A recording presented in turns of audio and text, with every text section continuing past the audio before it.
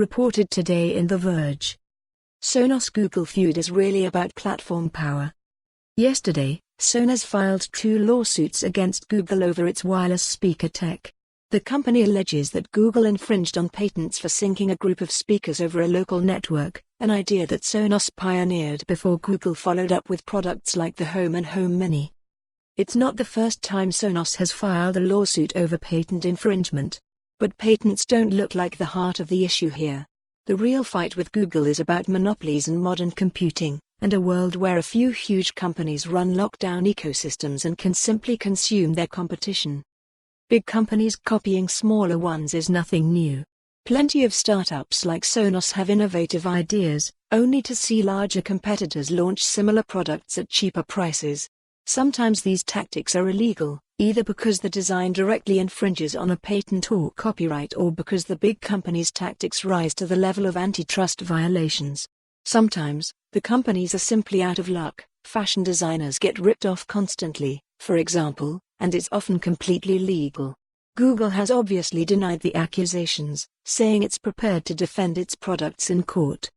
But based on Sonos executives' interviews with the New York Times, the final straw wasn't the alleged infringement. It was Google using its assistant voice command platform as a cudgel.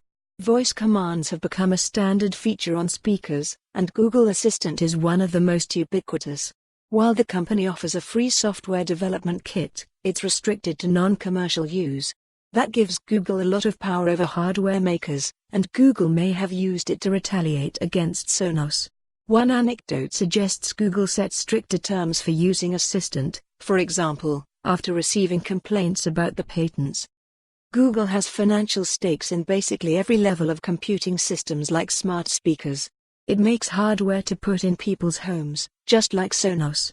But it also makes a voice assistant that's functionally an operating system for those speakers, something Sonos didn't have until a recent acquisition. It runs services that provide content like music. And it's built software that can mine voice data for valuable insights about users. When Google finds a gap in its ecosystem, it often just acquires a company that fills it, like Android, Nest, and Fitbit.